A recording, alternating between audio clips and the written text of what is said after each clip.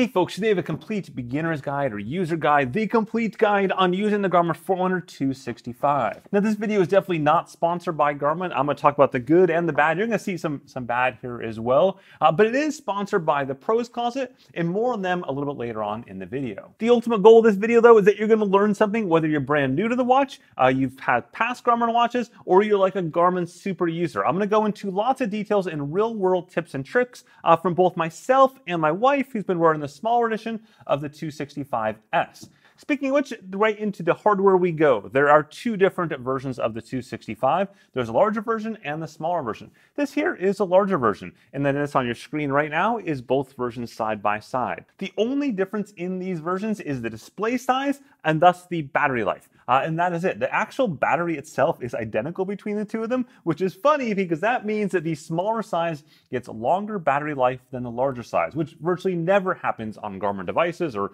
any other watch for that matter. But hey, that's the way it's happening here. Now, as you can see right now on the screen, I've put some photos on the watches on my wife and on myself on our wrist, and I put all of our biometric information on the bottom so you don't have to ask the creepy questions in the comments that you probably want to ask in terms of, you know, how tall and what our wrist sizes and all that kind of stuff are right there. Now, because both of these watches are identical, I'm just going to focus on the one I've been using so I can show you all of my training data.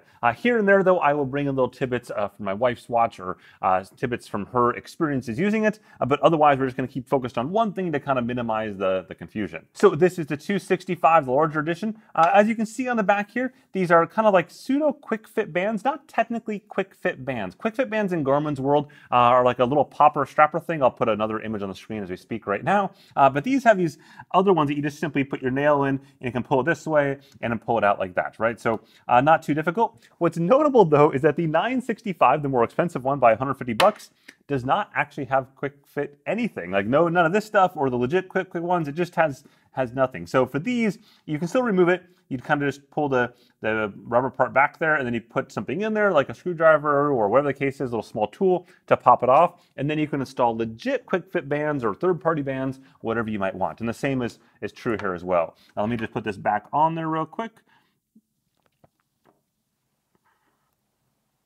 There we go, easy peasy. So on the back, you have the charging port connector, the standard Garmin charging port connector, and you've got the optical sensor. What is notable though with the charging port connector is that in the box of the 265, it comes with a USB-C version of this as opposed to the USB-A. So still the same connector on this side, but on the side you plug into the wall, computer, etc., it is finally USB-C. Now, back on the front of the watch, you have the AMOLED display. We'll talk about that in just a second. But here you have 3 buttons, and here you have 2 buttons. Garmin's whole premise for the fact that this is a touchscreen display, as well as the buttons, that you can use either or. If you hate touchscreen displays, you can disable across the board and never use a touchscreen display in any way, shape, or form. If you are all about the touchy-feely, you can use this touchscreen display for virtually everything except for starting and stopping and pressing the lap button, which really no watch has start and stop and lap from the touchscreen itself. They're almost always buttons because you don't want to accidentally start and stop with just a touch or rain or snow or whatever the case may be. And also, because I forgot earlier, this isn't a review video. I've got my separate review video up in the corner up there on this watch where I talk about all the new features and how what works and accuracy and all that kind of stuff. You'll get the gist of that throughout this entire video, but if you want a consolidated review, that's up in the corner there, and a lot less time than this video is going to be. Now, of course, the most important component of the 265 from a hardware perspective is undoubtedly this AMOLED display. An AMOLED display is simply a more brilliant, colorful display. It's what you think of like an Apple Watch or a Samsung Watch, same ballpark. Here, this is what it is on the 265. Compare that to the 255 watch, relatively similar to its predecessor, only 9 months or so old, and you can see the difference in the color and brightness. You also notice that just kind of dimmed down. In a split second, it'll go ahead and turn off. The reason for that is by default, this display is not always on, versus the MIPS display is always on. As such, the MIPS display burns far less battery, AMOLED burns far more battery. Though Garmin's battery is actually pretty darn good. You can see the battery chart right now on the screen. It blows away everyone else's AMOLED displays out there. And there's a lot of reasons for that, like on processing power and stuff like that behind the scenes. But also it's important to note that you can do always on the 265 or 965, etc. In fact, the 965 right now, let's just show you what this looks like. You can see right now, it's a little bit out of focus, but it's all right. This is the dim state right here. Now watch as I tilt my wrist up like this, it goes to full brightness and go back to here, and will eventually go back to dimmed. Now, the reason why this one's off is because it's not on my wrist, so it's here. But at all times, you'll see this watch will be on in a dim state behind the scenes. It's the exact same thing for the 265. If I go ahead and raise my wrist like this, it'll go ahead and turn on to full brightness and then back down again to the dim state. Now, the other major benefit of an AMOLED display is in darker conditions. So, for example, running out today where it's been just like spectacularly snowy and stuff like that, and rainy and dark and damp and all the Amsterdam things, it's much easier to see an AMOLED display. But of course, some people say on the inverse that in really bright sunny conditions that it's harder to see. And honestly, that's not the AMOLED displays of 2023 or even 2022 from really any of the major watchmakers, and hasn't been for a while. Now, yes, a couple years ago, that was undoubtedly the case, like the original Venue or earlier Apple Watch editions, but these days, that's simply not the case. And as luck would have it, the last 2 weeks, I was in Florida with bright sunny conditions, unseasonably warm and unseasonably sunny conditions, and I had zero problems whatsoever using any of the AMOLED watches day in and day out for all sorts of workouts, swim, bike, run, outdoor pool swim, outdoor open water swim, no problems whatsoever. And just to illustrate that point even further, here's a side-by-side shot in the sun between a 255 and a 265. And you can see they are virtually identical. No problems at all. It's in the sun, it's easy to read. Now, it's worthwhile pointing out one more display mode, which is the sleep mode.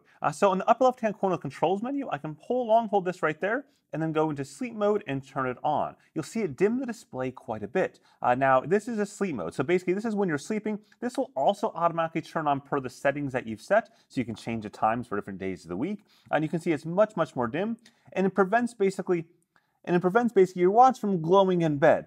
You can still access things, so from there you can go down, but you can see it's a much more dim setting than the rest of it. It's actually a new setting that's even dimmer than the lowest dim setting during daylight hours. You can change the exact times that it goes and triggers via the settings menu and then system, and then if you go up, you'll find the sleep mode. So here we go, sleep mode, there we go, boom. And then the schedule, and you can choose what time for which days of the week, and again, you can customize this as you see fit, turn it on, off, and what it does during sleep mode. And now, just as a note, if you are finding this video interesting or useful or helpful or something like that, if you could just whack that like button at the bottom there or hit subscribe, it really does help out this video quite a bit. That's just like the way YouTube works. It really does help out, and I really do appreciate it. Now, let's talk about things that you see on the display. So right here, this is the watch face. You can customize this watch face a couple different ways. The first way, if I just hold this right there, I can go and choose watch face, and I can just choose from a bunch of different stock watch faces, just kind of iterating through that right there like you see. No big deal, right? But I can choose, once I just get back to one I had here, I got this one, I choose this one, I can then customize it, and I can choose whatever bits of data I want on there. So you see this top part here is now blinking. I can choose different things, the date, heart rate, HRV. I mean, lots and lots of options here that I want to be as my default data set. One minor bummer here, there we go, snow, and that's just perfect for today. I'll save this back here, save, there we go, apply, good. One minor bummer though is that you cannot see your training load on this in any way, shape, or form, which is something that's offered on the 745 and the 945, but you can't see like training readiness or training load, and given those are two really big things on this watch, it's not there. There are some third-party ConnectIQ watch faces that can do it, but it's not in the default ones, and hopefully that's something they change. And then speaking of those third-party ones, you can download the third-party ones from the ConnectIQ App Store, see a couple on the screen right here. You can also make your own if you want to, using photos, so you can put a photo of your kids, your dog, your cat, your snowy adventure out in the lovely weather today. Whatever the case is, you can make your own, just stick it on here and you're good to go.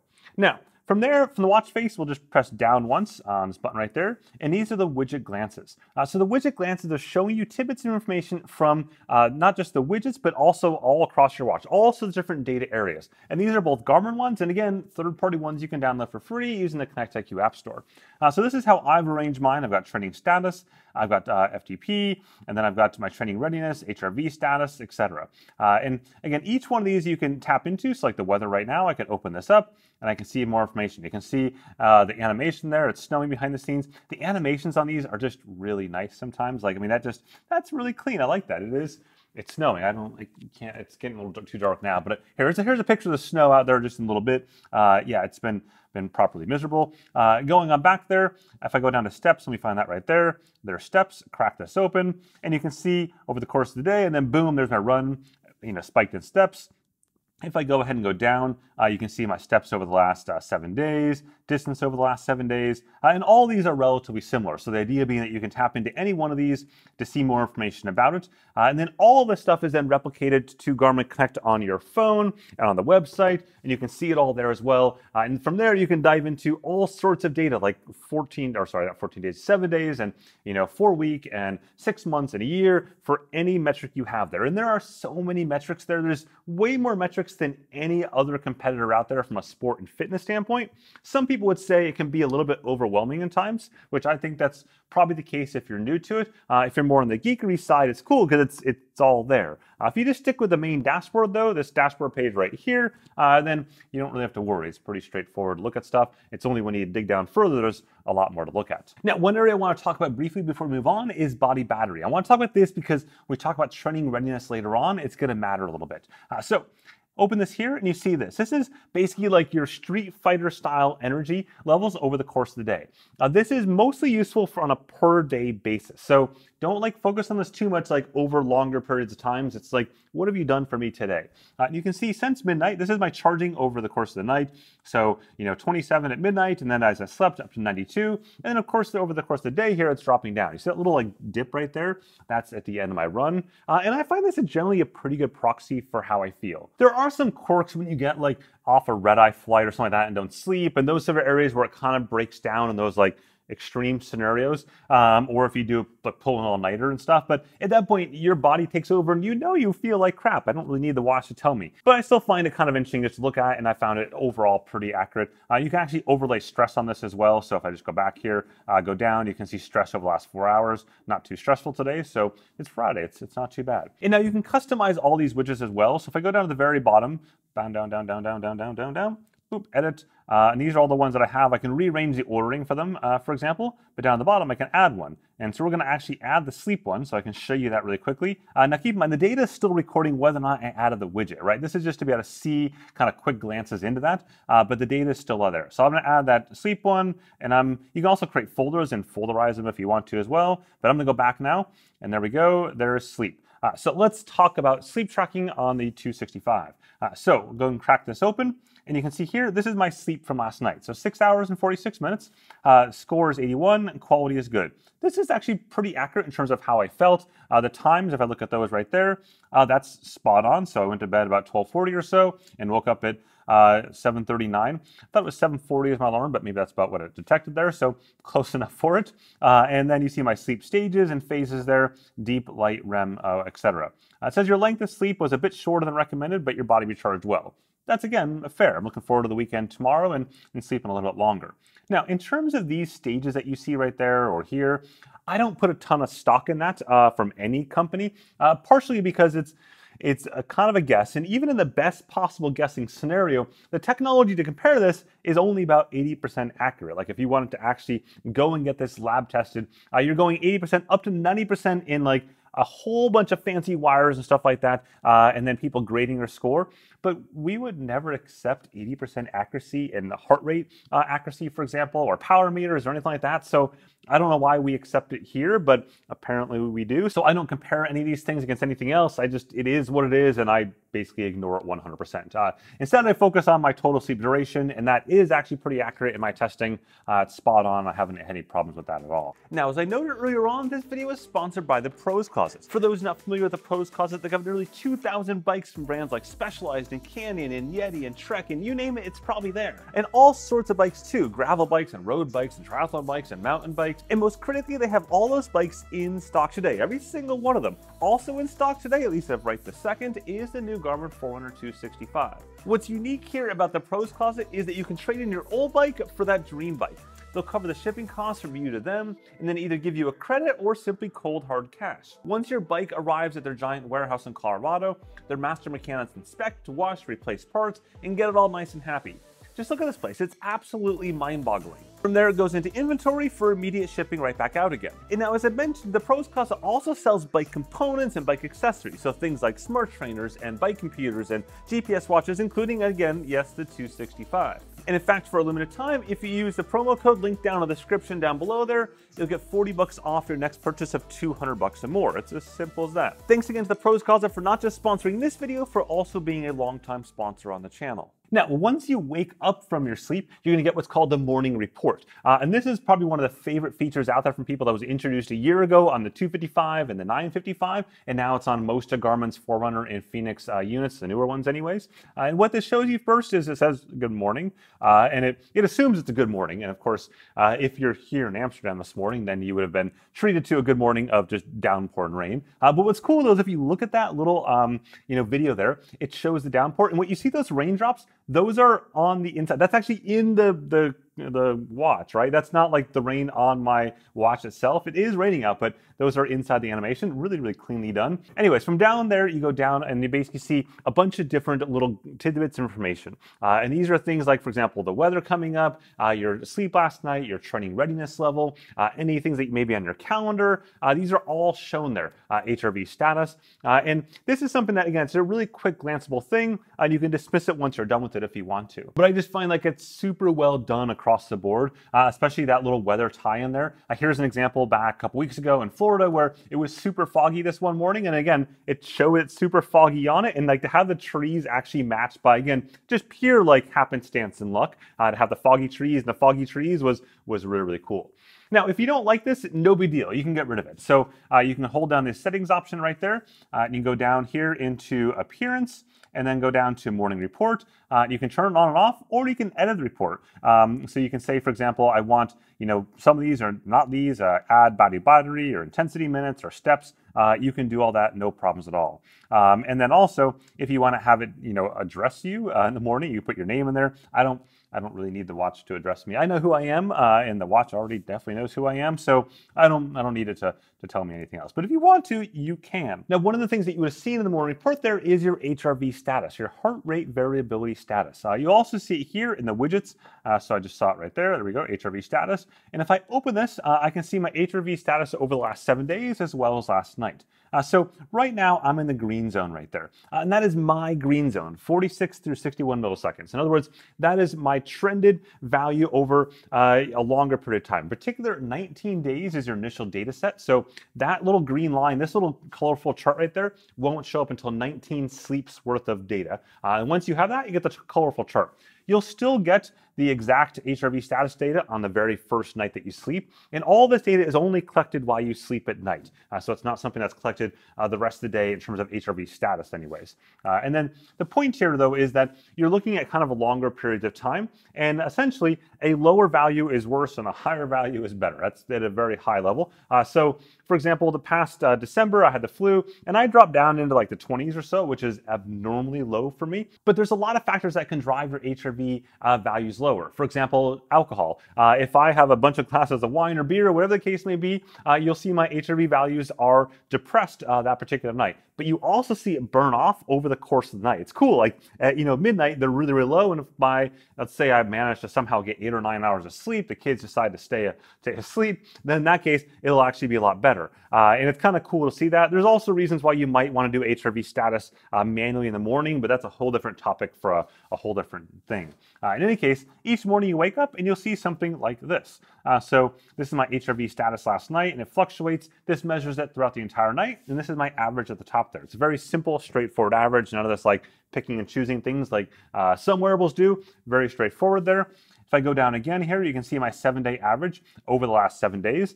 So on Monday there is when I took a red-eye flight over the Atlantic. So you can see I've been kind of recovering since then a little bit on the values here because of the fact that, again, I haven't had great sleep, and last night was probably the best night of sleep I've had in a couple of days since that flight. Back here is my baseline, what things look like over the last 4 weeks. You can see in general, though, my HRV status has been climbing over the last 4 weeks, mostly because I had a pretty big training block in January, and then going into the first half of February, and the last 2 weeks on family vacation in Florida, things have been, a little bit higher up there until the slight dip in the last couple of days. So now how do you use this quarter data? Well, again, it's about trending longer term trends. It's not so much about what happened last night. I'm not worried like if my HRV values plummet for one night. I'm more worried if they're plummeting for like 3 and 4 nights. And that generally means something else is there, whether it be, way too much training load or maybe an appropriate amount of training load, and I'm all right with that HRV value depression, or it could mean I'm getting sick, or it could mean any other things. As I said earlier, stuff like alcohol impacts it, drugs impact it, both, like potentially bad drugs, but also even just medicines of sorts can impact it. There's a lot of things that can change these values, so don't overthink it either. Just use it as one component in the portfolio of things that you can look at. And that's exactly what Garmin does when they look at training readiness. And so let's talk about that. Training readiness is new on the Forerunner 2X series. So in this case, the 265. It was not on the 255. And it's something that came on the 955. This is the 965, but the 955 last year. And this is now the lowest price watch that Garmin offers that has training readiness. So if we look at training readiness right there, this is training readiness. So you see low at 31. And what training readiness is aiming to tell you is your readiness to train. It's as literal as you can get here. It's different than body battery. And that body battery is telling your energy levels over the course of, again, the day. But training readiness is telling you how ready are you to train this very second, this very minute. And it'll change over the course of the day. So at the beginning of the day, when you wake up, your training readiness level maybe at say like 60 or something like that, or 70, depending on how well you slept and all these sort of things. Then you do nothing until lunch, right? And then it climbs up to maybe like 70 or 80. In fact, this little video snippet right now is what it was here early this afternoon before my run. You can see it's relatively high. Then I went out and did a 40-minute tempo run, and then boom, training readiness drops down. Why? Well, I just added a bunch of recovery time because I just did a hard run. So my readiness to train is now lower than it was this morning. Over the course of the next few hours, this will slowly climb up. And then tonight when I sleep, it'll go ahead and replenish to a certain degree. And it'll give you a little bit of text information here as a starting point. You may need to recover more fully to benefit from additional training. Fair enough. But more importantly, if I press down once, you can see all the factors that are part of this. So the factors that make up training readiness are sleep, recovery time, HRV status, acute load, sleep history, stress history. So if we look at sleep, you can see it was good. Last night was good. This is sleep from just last night. This is the first component of this thing. Recovery time, it's high need. So coming off my tempo run, it says I need 48 hours recovery. I find Garmin's generally a little bit like pessimistic or optimistic. However you want to, they overestimate recovery time. They're like best case scenario, but that's saying 48 hours, which is fine. HRV status is balanced, the same thing we just saw a minute ago, so that's good. I'm in the green there.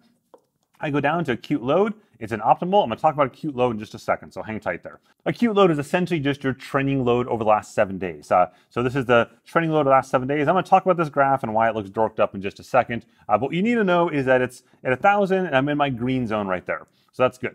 Go down here, sleep history. This is sleep history over the last 7 days. So you can see my sleep score, my sleep history. It's pretty good. It's starting to increase a little bit. It's not great, but it's good enough. I go back here. That's why it's orange, by the way, as opposed to being good because it's a little lower from the last few days. And then I have stress history, which is low across the board. So those are the components. The two most important components here, though, are sleep and recovery time. In fact, these are actually almost kind of ordered in order there, but sleep, if you have bad sleep, your readiness level will be crap even if you have good recoveries. So if I have a newborn at home and only sleep, 3 or 4 hours for the entire night and it's really broken up and not a lot of deep sleep and things like that, my training readiness level will be really, really bad. Even if my recovery time, HRV status, and all the other things are great, it's going to be through the toilet here. Recovery time, though, is a big factor because of the fact that, again, it's the workouts driving that. Now, there's things you can do to increase recovery time faster. So let's say I did a morning workout this morning as opposed to an afternoon workout, and then I had a super relaxing day watching Netflix all day long, right? In that particular case, my recovery time, I might get a message midway through the day or towards the second half of the day that says my recovery time has been decreased because of basically a relaxing day. So I was essentially Netflixing and chilling, whatever the case may be, and that helped my recovery time. Speaking of which, by the way, trainer and chill mug in the merchandise store down below. See, look at that little plug. I worked that one all the way for a while there. So these are cool little DCR merchandise down the bottom there. Anyways, going back to this right here, if we back out of that, the next piece outside of training readiness is training status. So I'm gonna go up to this here. Now, the main thing you probably know training status for is the unproductive message that you've seen in the past. If you've had a Garmin wearable, you've undoubtedly seen unproductive at some point. And in talking to Garmin, they heard the feedback that people were tired of the unproductive message. And the problem was that training status was sort of misconstrued by both Garmin and users. So training status purpose in life is to think about it from a coaching standpoint and not necessarily from a holistic standpoint. In other words, training status was concerned about, are you doing the right types of workouts in terms of like, are you doing a good balanced diet of high intensity, low intensity, and that kind of stuff? Versus training readiness is focused on, is your body ready to train? So in the case of training status, it has three core components, which is VO2 max, is it increasing or decreasing or steady in the case here? HRV status, is it balanced or not? And so HRV status is one of the newer components added to training status over the last year. In the past, there wasn't that there. And this is somewhat used as a way to like equal out the other components. So for example, if you have a really high training load due at a training camp, but your HRV status is looking good and your VO2 max is where it wants to be, then it's going to probably give you more leeway. But if your HRV status starts dropping through the floor and your load goes way up and your VO2 max goes wonky, then it's going to be like, look, something's wrong here. So these are those components. Just like before, I can press down on this and I can see those components. So let's talk about acute load. Acute load is your training load from the last 7 days. Now, normally your acute load will look something like this. And this is my correct acute load. I added a new watch last night and totally unrelated to all this. And it basically like torpedoed my acute load. It's a bug that Garmin's already figured out in the last 12 hours or so. But this one over here, the graph, it torpedoed the graph. The actual data is correct, but this little green portion here is dorked up. And it should look like this. In 3 more days, it'll clean itself up and it'll be good here. And this is mostly a me problem, so probably not something someone else is going to run into. But anyways, I'm going to show you this on the 965. It's identical in this case, just so I can have a clean graph. So I'll put this off in the corner there for the moment. This is acute load. And what it's trying to do, though, is to dynamically show you your training load over the past 7 days, but also burning off older training load. So let's take the example of a long run. If I go off and do a, let's say, a 2-hour run, something like that, right? I come back from that, and the impact to my body is greatest right now and tomorrow in terms of the recovery time and whatnot. But if I look 7 days from now, then that 2-hour run isn't really impactful anymore. I hope it isn't anyways. So in that case, it burns that training load off, meaning the training load from 7 days ago is less impactful to my 7-day acute load than the training load from just today or yesterday. And so this is what you see here. So just to understand contextually about load and what that means, load is something that you're going to accumulate during a workout. So for the tempo workout that I just did, a couple minutes ago, that one had a load of 301. So a relatively high load because it's a VO2 max effort type workout. Versus if I were to get on a beach cruiser and pedal around really easily, like low heart rate for say 40 to 60 minutes, that would have a load of like just 20 to 30. This is mostly heart rate driven load. And so a indoor trainer workout for an hour that wasn't like super hard or super easy to start in the middle might be about 100 or so. So just to kind of give you context on load. But again, it's going to vary based on your heart rate and your heart rate zone. Meanwhile, the green section, that's called the tunnel, and that's your optimal load. Last couple weeks I'm on vacation, so I'm a bit lower in my optimal load. Thus, I'm at the kind of the bottom of that acute load. As I've returned from vacation and the jet lag is kind of wearing off, I'm now going ahead and ramping back on my training that you see right there, and this will continue over the next few days. Now we can go and switch back to the 265 so you can see the rest of the bits. Everything else is fine here, just the tunnel. My tunnel was messed up on the 265. My tunnel it's not good. This is the exercise load. This shows the breakout of your exercise in different categories. So high aerobic, anaerobic, and low aerobic. Again, this is focused on your training allocation. And you can see here, my acute load is in the optimal range to maintain or improve fitness. And it's not upset about any of these things there, which is good. Now, we go up here, again, back to my broken tunnel, click on back once, and these are the other components of training status. So you can see load focus. You can see right now it's a little bit upset about the low aerobic shortage there. The blue bar isn't quite where that optimal section is, right in the middle there. And if I click on this, it's going to say, try working in more easy runs or rides, etc. And this is that coaching bit, right? About, do you have the right allocation of training types in your diet? Another thing to keep in mind is that, by and large, this doesn't know what you're training towards. And so there is that component that's not perfect. Now, if we go back again, you see the next component, VO2 max. You can see my cycling VO2 max here. Now, one of the things I've generally had problems with VO2 max on this, and particularly my running VO2 max is not changing at all. My cycling VO2 max, while it looks like it's going up, it hasn't actually changed. It's been 51 for about 4 or 5 months now. Something's wrong there. Garmin's been looking into it. They haven't figured it out yet. But for me, my VO2 max is broken across the board, despite the fact that I'm getting fundamentally faster. My FTP on the cycling side has increased quite a bit over the last 2 months of hard training, almost 3 months now. And my running times have dropped substantially, for 5Ks, 10Ks, all that kind of stuff. But this isn't changing, and I'm not really sure why, but it's kind of a bummer because it does play a component in this. I'm basically stuck at this like steady maintaining level of VO2 max, even though I am actually getting quite a bit faster. Down below that, you see the HRV status like we showed before, and then you see the recovery time that we showed as well before, so recovering as expected. Now, the next piece to show you here is the race calendar. So I'm gonna go back all the way back to the beginning here and start going down. I'm going to find the race calendar. There we go. So I've got the race widget, race calendar. So if I open up the race calendar, there's 2 races I have on here. I have a light and half marathon, and I have some big triathlon. So in this case, I'm not actually doing the light and half marathon, but it's the easiest way to show you this. And the way this works is that you can go into your phone app here in the Garmin Connect site, either one of those 2 things on the website, and you can add races into it, either running race or cycling race. You can add a triathlon, but it doesn't really understand those. It really just understands running and cycling at this point in time. So when you do that, you can add a course. You can specify the exact race. You can actually search for the race, which is how I put the light and half marathon on there. I just searched for a half marathon in my area. And then with that, it pulls up the exact course, the exact time, the date of the race. I mean, literally the exact time, the start time of the race. And that allows it to develop a training plan or a race plan for that. So if I crack this open, you'll see here, this is should be 11 a.m. Central Time, which is a normal time, by the way, for a half marathon or even a marathon to start here in the Netherlands. It's awesome. None of this like 6 a.m. stuff that happens in America. And then I can go down and I can see this is my estimated half marathon finish time as of this very moment. And this is using the VO2 max component as one thing of it. You can see it's dropped quite a bit in the last 4 weeks, last few weeks on vacation, a little less so. I go down again here, and you can see the average temperature on this particular day, 12 degrees Celsius.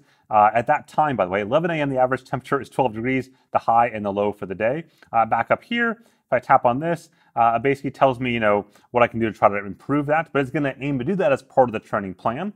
I go up again, open this up, and you can see daily suggestions. So these are the daily suggested workouts that will automatically populate for this particular race. So I open this up here, and you can see it wanted me to do a 30-minute base run today. I was doing something else. I'm not following this plan, but I'm just going to show you this. Tomorrow it's got a recovery, Sunday's base, Monday, so on. And now in this case, it's showing me mostly base workouts right now. I'm trying to find one that had like a really neat structure to it, but these are all base. There's interval workouts that'll be on most days, or not most days, most weeks. None of them are showing on this next week here. But if I go on down, I can see the plan overview and I can see what's going to happen. So right now, this is the base plan. So base layers here, and you can see that's from March 9th to March 23rd. Then the build phase, March 24th through April 13th, the peak phase, the taper phase, the half marathon, and the recovery phase. And it's going to develop workouts for that. And they're very specific to what that race is. So if I go down to settings, for example, you can choose your long workout day. You can say, hey, I want it to be on a different day of the week, preferred days, Saturday and Sunday in this particular case. I can go down again. I can choose the target type. Do I want it to be pace or heart rate? While this does support running power, this feature does not support it. I mean, the watch supports running power, but this feature is doing a target of either pace or heart rate for this point in time. And I can pause training. That's if I'm going on vacation or I get sick, whatever the case is. It's not going to keep bugging you with daily suggested workouts every single day to do that. So I can click on back here. And the cool part about this is it does get you to that finish line for running for any real distance that you want it to be. On the cycling side, it'll get you there in kind of spirit, but it's not as good as the running side. And then for triathlon, it doesn't do that at all today. So it will not give you swim, bike, run workouts. It only gives you running workouts and cycling workouts. And now this seems like a great time to go ahead and dive into the actual workouts. So going all back here, back to this main page, I just press this upper right-hand button, and this is my sport modes. So you can see each of these are different sport modes. These are my favorites up at the top: run, track run, treadmill. bike indoor, pool swim, open water, triathlon, etc. And if I go down, I can add more, oops, there we go. If I go down, I can add more sports. And these are all the sport modes that are on the Forerunner 265. There's quite a few of them here. So keep on going down. Some of these, will utilize the barometric altimeter, like the downhill skiing one that you saw up there. Where was it? There we go. So for example, in downhill skiing mode, when you get on the chairlift, it'll pause the workouts and you go down, or you leave the chairlift and start going down the hill. It automatically resumes it and records your runs and figures out your descent rates, all that kind of stuff. It's super cool stuff. Now, one of the core differences between the way Garmin does sport modes and something like Polar or Suunto, and kind of an Apple to a different extent, is that in the case of Garmin, there is data behind virtually all of these sport modes. Like I said with skiing, it's going to track your actual ski runs versus, Suunto and Polar don't track your ski runs. They don't care about that. They don't pause. It's just, for them, it's more about the caloric and the categorization of it. So the same is true for like cross-country skiing or rowing. These sort of things will track the different metrics that are applicable to that particular sport. On the flip side, with Polar and Suunto, you can get more sport profiles on the watch just for categorization. So an example I use with my 965 is that, here in the Netherlands, people do ice skating. It's like a really big national pastime sort of thing. But there is no ice skating mode on any Garmin wearable, which is funny because Garmin actually they straight up sponsor the national ice skating team, but there's no skating mode for that on the Garmin watch. So you have to use something else totally random, like running or whatever the case is, and then change it later on in Garmin Connect, which is kind of a pain in the butt and just not awesome. There is the drop down in Garmin Connect for skating, but not on the watch itself, any watch. Versus Polar and Suunto, they do have skating because, well, they're in Finland, and that's what you do from like September until May. You skate on ice because there's just lots of ice. So they've got that figured out, but it's not here, unfortunately. In any case, once you have all your sports picked out, go back here. I'm just going to choose one of the sports, go back to running. I'm going to open this up. There we go. And this is the new sport waiting screen. So this is where you wait for GPS status if you're outside, or for sensors to pair if you've got sensors paired up there. If I click on this middle button here, I go into the sports settings and I can choose my data pages. So for example, run settings right there. I can choose my data screens. You can see some of my screens that I've configured right there. So, this one up here is just the generic timer, distance, pace, heart rate, lap page right there.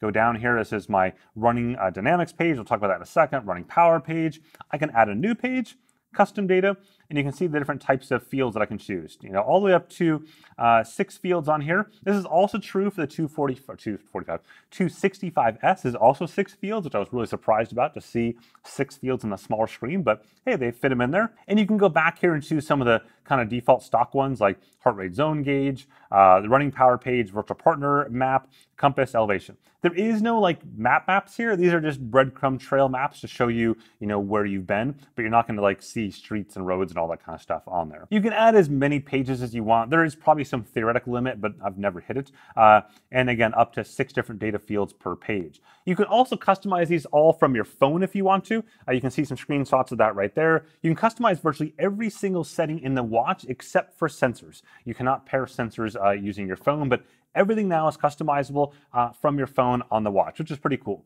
It doesn't, unfortunately, though, migrate settings from your old watch. So if you have a 245 and you go to the 265, you have to start from scratch again, but at least you can sit there on your phone and do it as opposed to on the watch, but you can still do it here if you want to.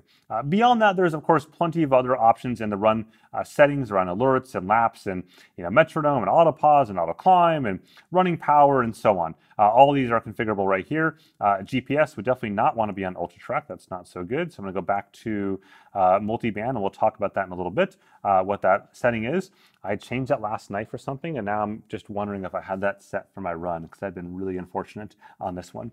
Thankfully, I had the run also record on this, but we'll talk about why in just a second. That would have been really unfortunate. From there, though, if you wanted to add training, any sort of structured workout, you can press the training button here. These are workouts that I've created. In this case, I have none pushed to it, but I can do my daily suggested ones, or I can make an interval workout on the fly right there. So open repeats or structured repeats. or I can do a Pace Pro plan. Pace Pro plans are for races. This is where you can go ahead and load a course in, an actual course, including the elevation climbs, and it'll show that automatically. And then you can adjust these little sliders to go ahead and figure out your optimal pacing for each split based on your target, your goal, your race target. So you say, I want to do a 40-minute 10K, for example, and you can say I want to negative split it or keep it relatively even or run the hills harder or easier, and it'll then spit out a pace plan that you can follow during that race, and basically it's like a structured workout in effect that you're going to follow. It's super, super cool stuff. And it's really easy to do using the app. You can also do it on the watch, but just trust me, you'll want to do it on the app over there instead. On this side? Yeah, I think it's that side right there. You can do a lactate threshold guided test. You can set a target. You can race a pass activity, training calendar. Those are all ways like of basically doing some sort of structured pacing type workout. Below that, you've got navigation. We will talk all about navigation later on. And then LiveTrack. So LiveTrack is if you have your phone with you, it'll use a Bluetooth connection here, and then it'll send a link to your friends and family automatically of your particular track. So it'll show your run, your ride. It'll even show your heart rate and your pace information in real time. It's great for races or just great like as a daily thing. Every single workout goes to my wife, who just texted me right there, asking if I'm recording. Yes, I'm recording. That timing is impressive. And so in her case, in my case, we automatically send each other those links. So in case something happens, we know where we are out in our workouts. Now, once all that's done, you just simply tap this upper right-hand button and it starts the workout. Super easy. You can either swipe through data pages if you have touch enabled. In this case, I do not have touch enabled for this particular sport profile, or you can use the buttons right there to go down into the different pages that you've got configured. Super straightforward. Now, we're going to talk about running power and running dynamics in just a split second, but first, just to end the workout so I can end this chapter of the video, I just hit the stop button up there, and then I hit save. Also know that if you want to charge this midway through a run, you can do that. You can always charge in any workout using like a USB battery bank at any time, and it just adds the power. So you can always just charge it mid-workout if you need to for more battery life. Now, once that workout saves, you'll see this page right here. This is your kind of workout summary page. It shows a little bit of map of where you were. This is my workout from just a couple hours ago, hour and a half ago, whatever it was. Tempo run of sorts. And I can go down and I can see my pace. You can see that tempo section and the cool down, my warm up right there. And then you can see my heart rate. Again, once the tempo started, up we went and off we went. And then going on down, my heart rate zones, my running power for this, relatively steady across the board despite the snow out there. My run power zones, my training effect, and there's my load. So when I mentioned earlier on that training load, this is what I was talking about. You can see here the 301 number. And then I can also tap up here and see all stats, training effect, heart rate, running power, laps, map, etc. Again, for the map, it's just going to show me this on a black screen. Just that's my overall outline of things. And I can zoom in if I want to, and the touch isn't enabled here, but I can see for example, my running power right there, go back again, my heart rate zones, etc. And all this information is then viewable on Garmin Connect, either again, the website or the app. You can see some screenshots right here of what it looked like, just one after another. And there's tons more information there, way more information that's shown than on the watch that you can dive into there. And if you had something like Strava or Training Peaks linked up, it'll automatically send that off to that as well. And when it comes to different sport profiles, like the configuration and all that kind of stuff is the same across all of them in terms of how it works, right? Obviously, you're gonna have different data for different sports, but in terms of like configuring it and the end screens, etc., those are all like structurally the same sort of thing. So the fact that I showed you running carries over to every other one as well. Now, let's go back to running power briefly and running dynamics. So I'm gonna press here, run, and just gonna quickly start this run, doesn't really matter, and I'm gonna go down. This is the running power screen right there. And so at the top, I've got a little graph version of it. I've got my average power, my pace, and a timer. Now what's cool is on the 265, this is all wrist-based now. So this also pushed out to the 255 in the last few months, but this means you no longer need a chest strap sensor or an RD pod or something like that. You just wear the watch on your wrist and run, and it shows you running power, just like Apple had and Chorus before them, and Suunto and Polar and basically everyone before Garmin. So it's nice to see that here as well. And then you can use that to pace in certain scenarios. So now there's lots of discussion about running power accuracy and all that kind of stuff. And the key thing to keep in mind is that different companies do different things when it comes to running power. There is no standard in running power. Even scientists don't agree on what is and is not included in running power and how it should be measured. So as such, Polar has a different running power number than Garmin, and Garmin a different running power than Apple, and Apple a different running power than Stride, and and so on, all the case. You can see that down below in this little chart here, where I ran with all those on one particular run, just to kind of demonstrate this fact. Still, you can use it to trend for the most part within one manufacturer. It's when you're going to different manufacturers that, if you went from Polar to Garmin or Stride to Garmin or whatever the case is, then things get kind of all messed up. Now, in the case of Garmin, there's also options on running power to turn it off and which sensor source to come from. So if I go to running settings here, I can go down, you'll see running power right there.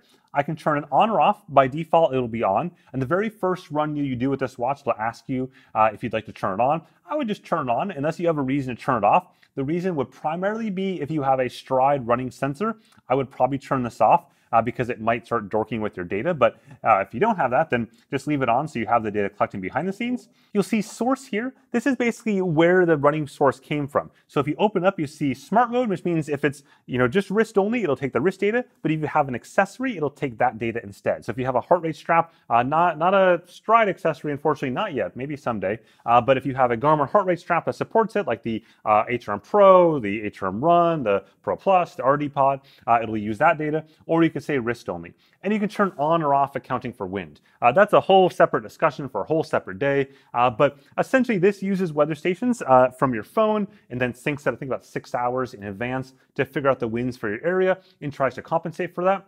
Yeah, it kind of works, but it can easily get confused with like wind tunnel effects in downtown and in trees and forests and all that kind of stuff. So I just leave it here because I just don't care that much about it, to be honest, but you can do what you want with that. Now, the next feature that is new on the 265 and on the 965 that is still being rolled out to other watches over the next quarter is the running dynamics also from the wrist. So if I go back here and go up or down, something like that, there we go. This is running dynamics. So ground contact time and cadence, vertical oscillation, that is all now wrist-based. In the past, again, you had to have a HRM Pro or Plus or one of the other chest straps or the RD Pod to get that information. And this is like essentially geeky running information. And frankly, no one does anything with this. They haven't done anything with this for nearly a decade since it came out. I wish there was uses for this, but neither Garmin or any academic institution has figured out how to use this data. About the only category people have kind of used a little bit is the ratio of left and right on some of them, but that also requires a chest strap, even still, to get that data. Mostly just an injury recovery. So if you have like leg injury on one side or the other, but that's really it. Still, it's fun to look at. Now you don't have to like wear a chest strap or something like that if you don't want to. Now let's talk about the second most important piece of hardware on this unit, which is the multi-band or dual frequency GPS. This is something that was introduced a year ago on the 255 and the 955 in terms of the Forerunner lineup. Previously on Garmin's lineup, it was on the Phoenix 7. Epic Series was their first watch. And basically, multi-band GPS is like the holy grail of GPS accuracy. And when it first rolled out on the Coros Vertex 2, I guess almost 2 years ago now, a year and a half ago, it was good. It wasn't like dramatically better. But as more companies have rolled it out, they've gotten better at it, including even Coros' own implementation. But most would agree Garmin's implementation is one of the most impressive ones out there. It's always been like a little bit better than everyone's else. In some cases, a lot better for multi-band configuration in particular. Apple's really close, in some cases better, in some cases a little bit worse. But anyways, multi-band, basically, if I go down here into run settings, you'll see it right there. All plus multi-band. Now by default, it should be on auto select. I've been changing things around for different photos and stuff like that. But what multi-band does is it basically burns more battery life to give you the best possible GPS by taking two different satellite systems and checking against those. And so it gives you way more satellites to look at from two different satellite frequencies. And this is super useful for really hard GPS type areas. For example, in Manhattan, running down through the buildings there, multi-band makes a tremendous difference in the accuracy. If you're in the Alps up against giant, cliffs and rock walls, stuff like that, a huge difference. At the same time, though, once you get to the top of those ridge lines in the Alps and you're in open, beautiful meadows, then in that case, multi-band is a waste of battery because it more or less halves your battery life. It's a huge drain. Like right down the bottom here, this is the battery life for the different types of modes. And you can see these modes right here. So here's GPS only. This is like your basic GPS. It's still very, very accurate, but it's the most power efficient, doesn't burn as much battery. Then you go up to all systems. So this is Galileo and GLONASS and GPS, different types of GPS, which technically GNSS. And this starts to burn more battery. And then you get to all plus multiband, and this is like blowtorch torch in the battery, but the highest level of accuracy. So last summer, what Garmin introduced is Auto Select. Auto Select will dynamically switch between the different modes as it needs to based on the environment around it. That means that if you're in a wide open field with great visibility to the sky, it's going to lower down the GPS level and not use multiband, but still maintain that same level of accuracy. But then as you dip into some building areas, at that point, it's going to ramp up to multiband and take care of that. And it's really, really impressive. I've been using it now for, I guess, 9 months or something like that. It's March, so yeah, like 9 months or so on that. And side by side, everything from city workouts, including Manhattan, to the Alps and crossing through the mountains and stuff like that.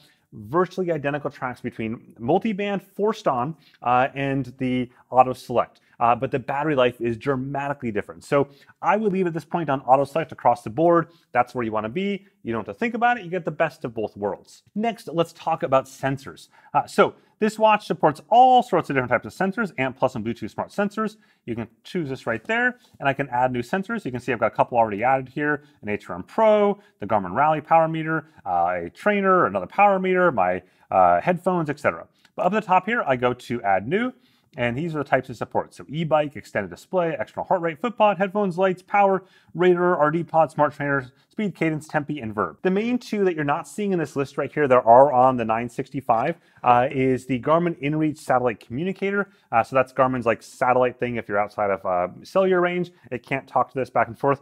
Not a huge deal, to be honest. Even when I have both of them, I rarely use them together. I just use them separately. And then two, if you have electronic shifting, either Shimano Di2 or SRAM ETAP or Access or whatever they want to call it these days, those sort of things are not supported on this watch, so they won't pull that data into there. But everything else is pretty much here, AMP Plus and Bluetooth Smart. And then as you can see, you can go ahead and have multiple of the same type as well. So I have 2 different power meters saved here, or 3 different power meters saved here. You can go ahead and pair is not as many as you want. There's about 20 sensor limit, something that probably only a me problem I run into all the time, but about a 20 sensor or so limit on this before you have to start deleting sensors off. Additionally, in that same vein, you can go ahead and broadcast out from this as well.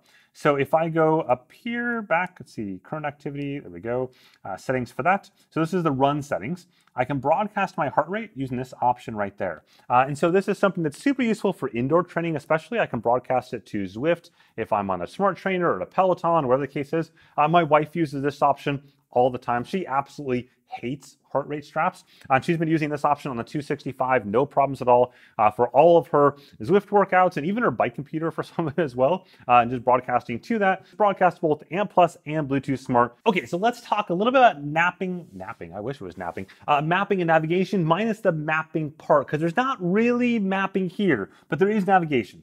So if I go back, I'm just using the run activity because it's really easy. Choose this and go down to navigation. You can see courses. So this allows me to do navigation via basically breadcrumb trail, like it's been for most Garmin devices until they have their own maps on them for many, many years. So I can choose courses there and go down here and see there's many different courses from the last little while. So little gator bait, big gator bait, these are all Florida courses I had. And if I open up here gator bait, you can see it'll load this and it'll show me my actual courses. So just an out and back for this particular course. Let me find like a prettier one, a little gator bait, this one. Here, this is a running where I did. In this case, there we go, woods and tempo time. And I can see it's just shy of 10K. And then I can do the course. I can do a Pace Pro Forward if I want to. I can look at the map. I can look at the elevation plot. It'll be pancake because it's Florida in this case, or this part of Florida anyways. So if I were to go to do course here, this will go ahead and load up the course on my watch. Once I get out into the run, I can see my location relative to that particular line. And it'll tell me using the compass which way I should go. And it'll give me kind of a heads up for any turns and when those turns are coming.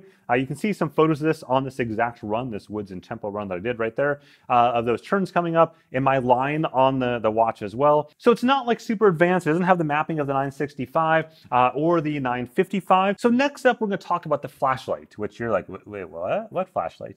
So there is not a flashlight in the front of this like there is on something like the Fenix 7X, for example. However, there is a software flashlight. I can long hold this button right there, and boom, I've now got a flashlight. This is like your old school style. Remember back in the days before there was a flashlight in the back of the phone, you just, like turn your phone to full brightness and like went around like this, right? Same concept here. It works exceptionally well though. If you're in a dark room, an AMOLED screen on full brightness will light up that room. Like I promise you it's going to light it up. And what's cool is there's 3 levels. Actually, there's 4 levels. 1, 2, 3, boom, red level. And so this isn't quite as bright. I've used this as well as the other side of the flashlight numerous times with, having small children in the middle of the night, something goes on, and just a way to get around and check things without like blinding them with my other flashlight or turning the lights, whatever the case is. Now, this turning on that by default is not actually by default. I enable that. So there's 2 ways to turn on the flashlight. The first is to assign a hotkey. So you press this middle button right there, and then go up because it's the fastest way to get to system, and then go down to hotkeys.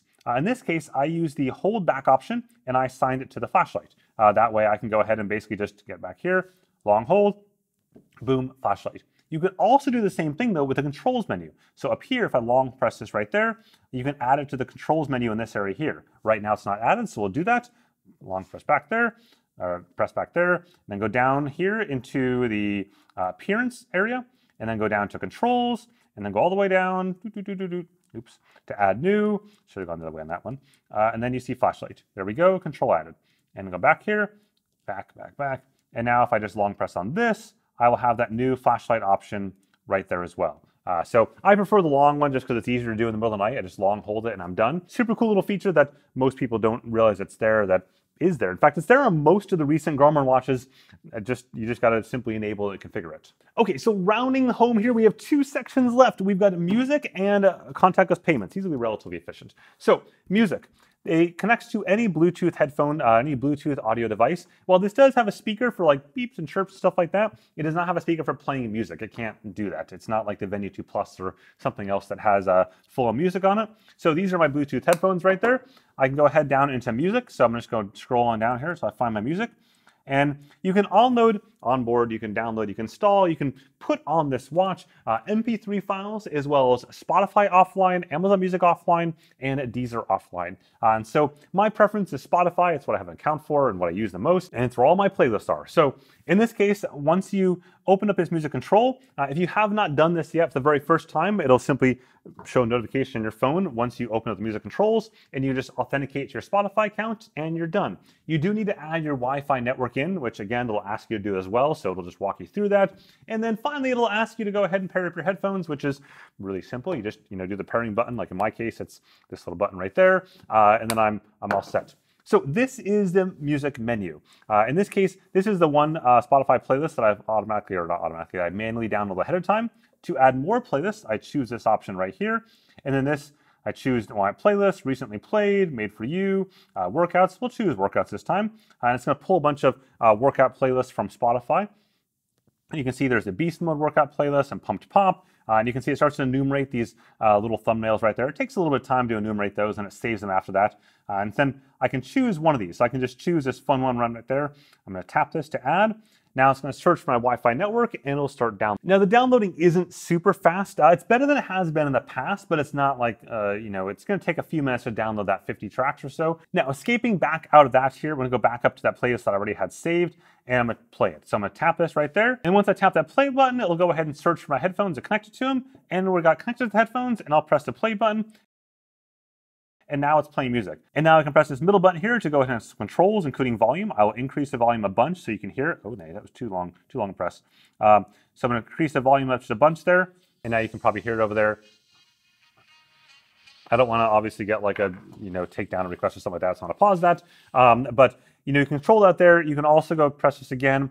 You can change, for example, repeat or shuffle. The whole point here isn't like a super advanced player. You're not going to rival what you have on your phone, like in Spotify and searching and moving along the middle of a track and all that kind of stuff. The point is really designed for workout usage and to be able to go ahead and just have this work and just play an entire playlist from start to finish or shuffle mode or whatever you want. I find it works well. I'm pretty happy with it. And again, you do not have to have your phone with you in any way, shape, or form once you've got that thing downloaded. Also, if you go back here, you can update your playlist. So I click on Update Downloads, and it'll go ahead and update that playlist. So a lot of Spotify playlists, for example, are dynamic and they change every week or every month or whatever the case is. This will update that. Oh, and one little pro tip here. If you listen to podcasts, you can use Garmin software to do podcasts using like their desktop software to load them on here. It's a hot mess. It's bad. Just don't do that. Instead, use something like Spotify Music. I think you can do the same with Amazon Music as well to do your podcast, because then it automatically downloads those behind the scenes. It keeps track of that entire podcast versus Garmin's own solution does not. So just use the podcast option here and your life will be a lot better. Now, the last thing we're going to talk about is Garmin Pay. So Garmin Pay is the ability to do contactless payments using your watch. You go ahead and basically just tap any sort of contactless payment reader out there. The same as your phone to work, except it's on the watch. Now, the first thing to note, though, is you do need to have this supported by your bank, meaning it's not all Visa cards or all MasterCards or whatever the case is. It is your specific bank. In the US, almost all those credit cards are supported. Like, for example, Chase, which is the biggest issuer in the US, is supported, so no problems there. Here in the Netherlands, there's a lot of banks supported, including all the major ones except my major one, so that doesn't really work. My French bank account doesn't work. It just depends on your country. Garmin has an entire website dedicated to this. You can look up by country and bank and figure out whether or not it works.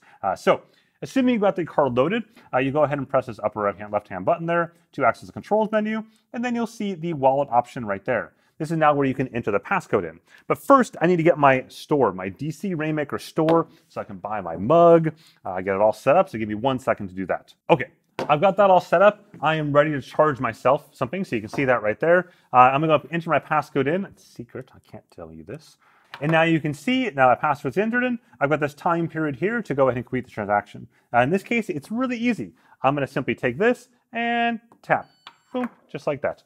It is as simple as that. I'm done. I've now paid myself $1 and I've lost however many cents in transaction fees that is, but I have showed you how that works. It's really as simple as that, and it works anywhere as long as a contactless payment reader is supported. And of course, that's something super important to keep in mind, is that this is great if you know the venue, the store, whatever it is going to support it. So let's say you do a run, at the end of the run, you stop at your local cafe or coffee shop or whatever the case is, and you know they support it. This is awesome for that. And with that, I've completed everything I wanted to talk about, and hopefully you've got you know everything you need to know about this watch at this point in time.